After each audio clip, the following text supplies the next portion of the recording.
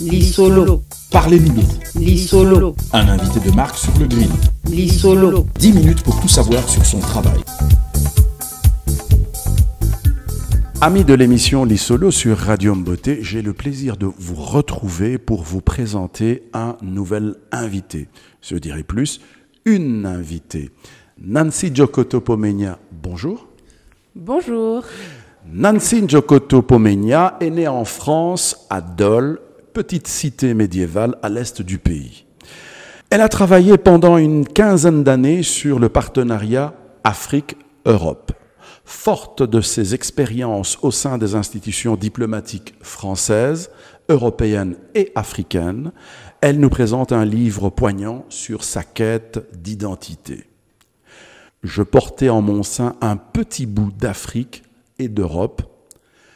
Elle se répète sans cesse cette phrase qui résume sa vie, un mélange de couleurs, des différences qui s'accordent, un symbole d'amour au-delà des frontières et des préjugés, l'envie de briser les règles et d'imposer sa propre vision. Elikiem l'Afropéenne est une autofiction, celle d'une jeune femme franco-ghanéenne en mal d'identité qui part à la recherche de son autre soi. Alors, Nancy, Elikiem l'Afro-Européenne. C'est un livre évidemment édité par les éditions La Bruyère. Dites-nous tout. Comment ça a commencé d'abord ? Comment ça a commencé ? Tout simplement quand je suis revenue d'une mission de maintien de la paix en Somalie, la mission de l'Union africaine en Somalie, AMISOM, où j'étais assistante spéciale du chef de mission. Et c'était dans quelles années ça ? Quelle période ? Je ne suis pas très forte en période, mais je pense qu'il était environ 6 ans, sûrement, quelque chose comme ça. Et en fait, j'étais allée dans cette mission dans l'objectif de reconnecter avec mes racines. Et ce que je me suis aperçue que finalement, ça s'est pas tout à fait passé comme j'aurais souhaité, dans le sens où je n'ai pas forcément été acceptée en tant que ghanéenne, puisque là j'y allais en tant que ghanéenne, puisque j'ai la nationalité ghanéenne, j'ai la double nationalité franco-ghanéenne. Donc il y en a qui m'ont très très bien accueillie, et pour d'autres, j'étais considérée comme une outsider, comme vraiment, peut-être il y en a qui se disaient, tiens, est-ce qu'elle est un peu espionne pour l'Europe ou autre ? Et ça s'est un peu terminé de manière compliquée. Et suite à ça, j'ai eu vraiment une très très grande souffrance en moi. Je me suis dit, mais finalement, en tant que métisse, où est-ce que j'appartiens ? À quel monde je peux m'identifier et dans quel monde je peux me sentir à l'aise et acceptée ? Parce que en Europe, c'était aussi un challenge en tant que métisse. On ne nous considère pas toujours comme Européens. Donc du coup, je me suis dit, mais en fait, où est-ce que j'ai ma place dans ce monde ? J'ai commencé à réfléchir, à me dire, si je vais en Russie, voilà, c'est compliqué. Pourtant, j'ai fait 5 ans de russe, mais je me suis dit, mais finalement, je ne pourrais jamais aller en Russie. D'accord. Aux États-Unis, les Afro-Americans, ils ont aussi ce même genre de thématique. Au Brésil, pareil. Et puis on peut continuer comme ça. En Chine, je sais qu'il y a aussi beaucoup de problèmes dans les grandes capitales et d'agressions envers les communautés noires. D'où m'est venue cette envie finalement de me dire, plutôt que de m'apitoyer sur mon sort, je vais essayer de trouver ma place, de dire mon histoire, de me réapproprier qui je suis et ce que j'ai envie de dire et de trouver ma place dans le monde.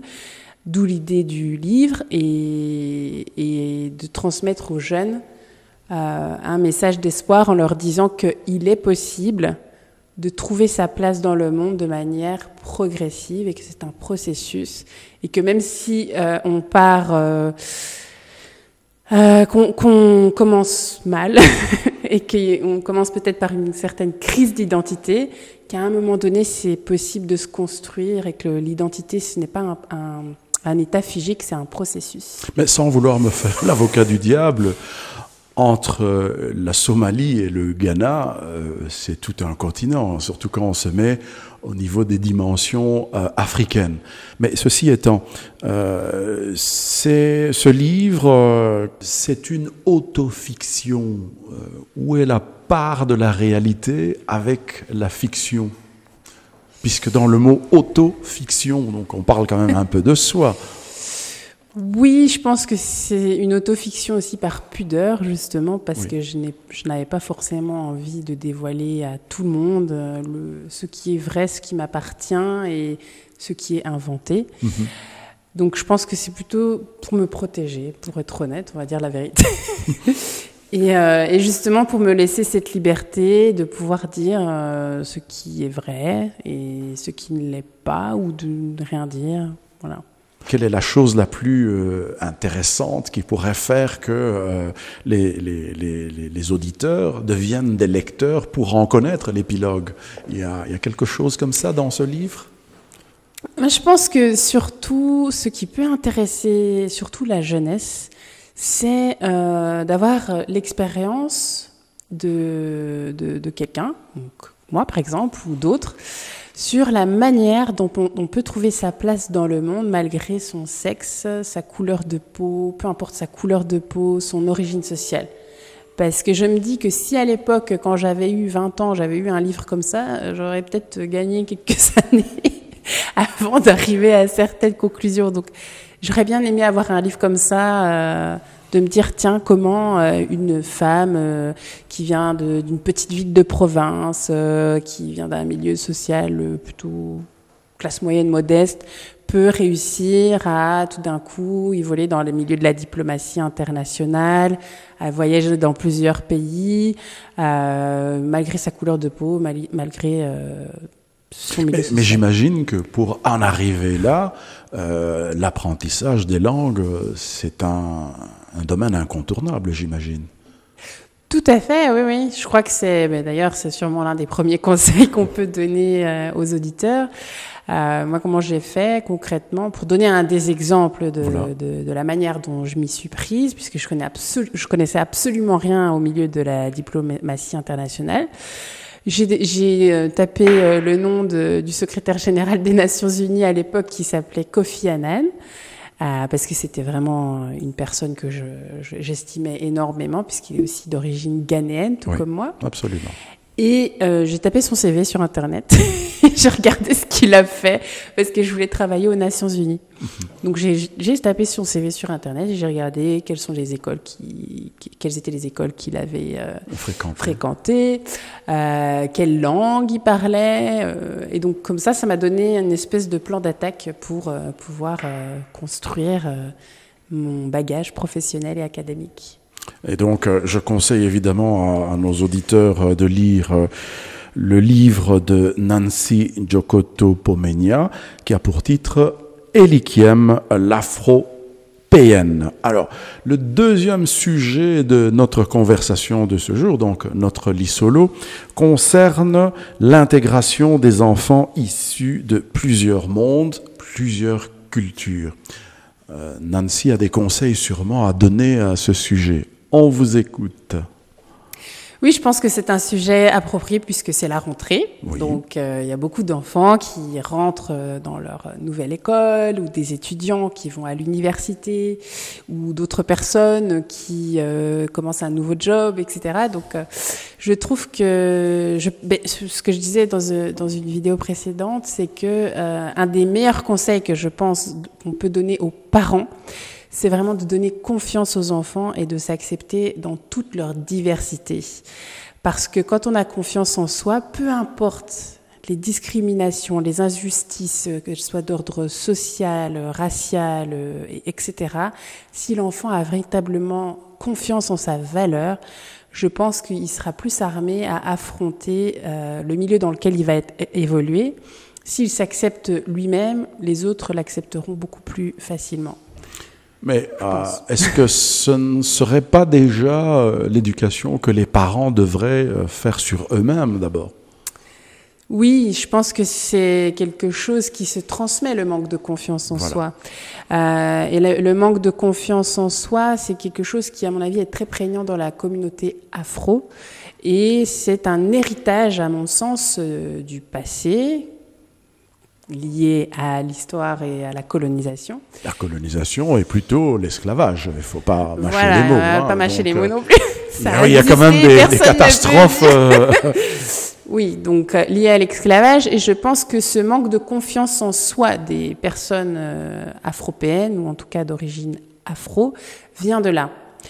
Et pour pouvoir construire la confiance en eux des enfants, il faut déjà avoir conscience de cet héritage dans son comportement et donc si on n'arrive pas à travailler sur cette confiance en soi en tant que parent, effectivement on aura du mal à transmettre des outils aux enfants pour qu'ils puissent avoir confiance en eux, qu'ils puissent s'aimer, s'accepter dans toute leur diversité. Et par exemple, je donne un exemple très très simple, si une maman africaine n'aime pas ses cheveux, qu'elle met tout le temps des perruques, qu'elle se blanchit la peau, qu'elle transmet ce message inconscient à sa fille que la femme noire est plus belle avec des cheveux lisses et la peau blanche, forcément la petite fille derrière, elle aura pas forcément confiance dans son apparence, dans sa valeur, autant physique que psychologique. Voilà. Et à sa petite fille, ne pas hésiter de leur offrir des poupées noires, pas nécessairement Barbie blanche, mais il existe aussi des Barbie bien bronzées, et donc ça participe à cette émancipation. Donc le conseil, comme vous venez de l'entendre, c'est celui, je résumerai, d'abord prendre confiance en soi-même. La lecture étant un élément très important, donc qui nous permettrait, évidemment, en lisant Elikiem l'Afropéenne, vous pourriez éventuellement trouver des moyens de s'en sortir. Alors, on arrive évidemment à la fin de cette conversation déjà. Un dernier mot ? Si je peux résumer, je dirais que au-delà de la confiance en soi, de l'acceptation de soi dans toute sa diversité, je pense que le plus important, c'est l'amour de soi en tant que personne, avec ses défauts, ses qualités, ses origines diverses et variées, et que c'est, à mon avis, le début du moyen de pouvoir prendre sa place dans le monde. Eh ben, merci Nancy Djokoto Pamenya, que nous recevions, est auteur du livre Elikiem l'Afropéenne, édition La Bruyère. Et comme d'habitude, pour terminer cette émission, la coutume veut que je vous invite à aller sur notre site www.mbote.be, ça c'est pour écouter le direct de notre radio, ainsi que réécouter toutes les émissions qui sont en podcast sur notre site. Aussi, vous pouvez aimer nos différents réseaux sociaux que sont Facebook, Instagram et TikTok. Et enfin, pour terminer, le pouce levé, nous vous invitons à vous abonner à notre chaîne YouTube Radio Mbote. Que la paix des cœurs soit avec vous.